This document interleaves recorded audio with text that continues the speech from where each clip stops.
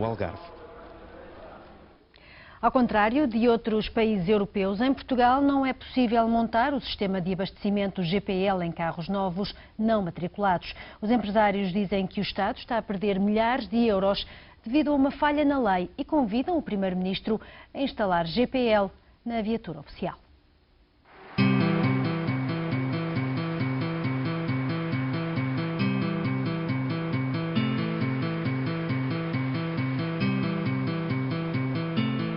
Não há números oficiais, mas em Portugal devem circular cerca de 30 mil carros a GPL.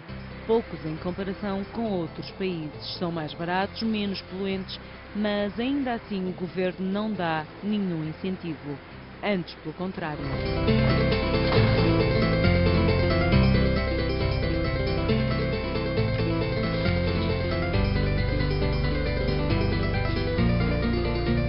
António Dercol ainda tem a porta aberta. Está em Portugal há mais de 30 anos. É engenheiro mecânico e toda a vida teve oficinas.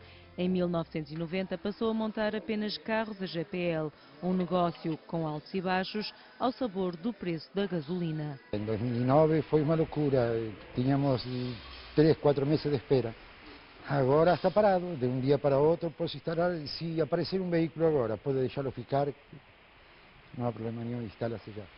Há ano e meio fez um acordo com a Chevrolet para instalar carros ainda sem matrícula. A ideia era montar uma fábrica em Rio Maior e dar trabalho a 50 pessoas. António estava quase a comprar um armazém quando soube que o Instituto da Mobilidade e Transportes Terrestres não autorizava a homologação dos carros. Com 100 mil euros já investidos em equipamento, viu a falência à porta e pensou em mudar de país. Não percebo por que se está a dar benefícios aos veículos que são importados da Polônia ou da Itália com mão de obra estrangeira, enquanto podia se ocupar aqui mais 40 ou 50 empregados, mão de obra portuguesa, que se perde muito dinheiro, IVA, mão de obra, sei lá, tanta coisa que se perde. O governo está a perder muito com isto.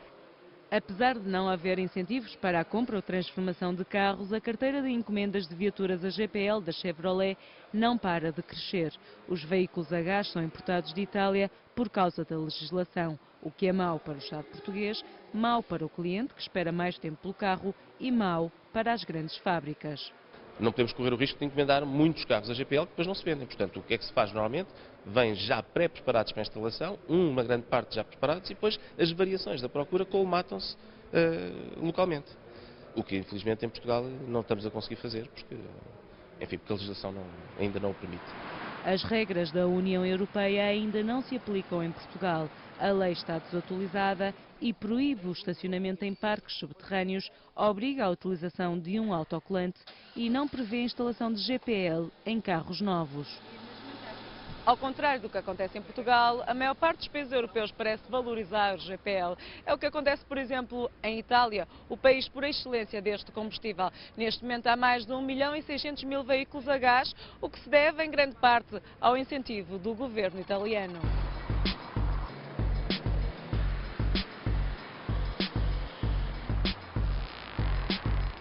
No ano passado, o Estado italiano deu 500 euros para a transformação de carros a gasolina em GPL e um desconto de mais de 1.500 euros na compra de um novo.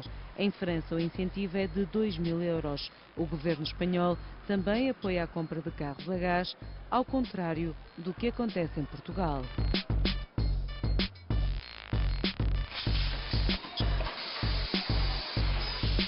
O maior fabricante mundial de equipamentos de GPL é a BRC. Tem várias fábricas em Itália e no mundo, desde o Brasil e a Argentina, da Índia à Austrália. A empresa emprega 2.000 pessoas. Destas linhas de montagem saem 2.000 carros por mês, alguns para Portugal. O grupo conhece bem a realidade mundial e estranha os entraves colocados pelo IMTT. The experience of aftermarket in other countries doesn't show this type of problem.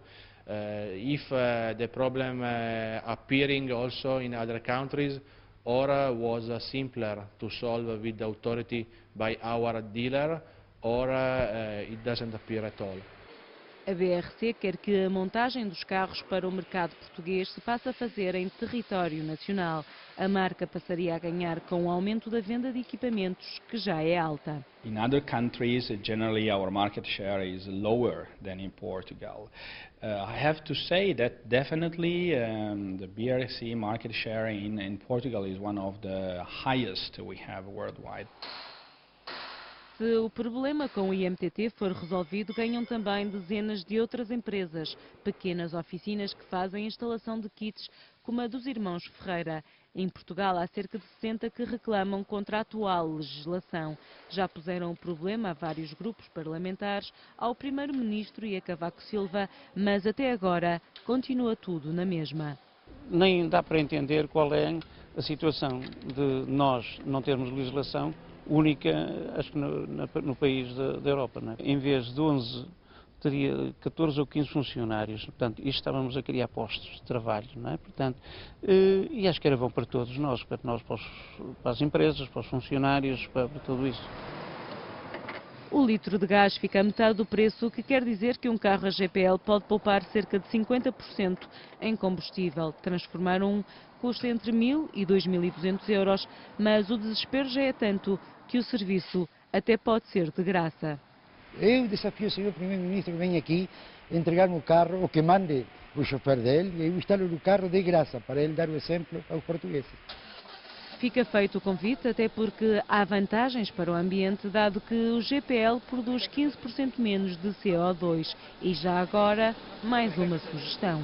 Poderia haver algum incentivo, nomeadamente para pessoas que têm carros a gasolina, já relativamente antigos e que não tenham capacidade económica para fazerem um investimento num novo carro. 2 semanas e meia depois, e depois de muitos telefonemas e e-mails, o IMTT disse à SIC que não dá entrevistas, mas que o processo está a ser analisado e que só ainda não foi concluído, porque não foram entregues todos os elementos. A SIC fica assim sem saber exatamente o que é que está em falta, porque é que o processo decorre há ano e meio, como é que se resolve o problema e se o Instituto está de facto preocupado com as consequências para a economia portuguesa. Muitas perguntas que ficam sem resposta.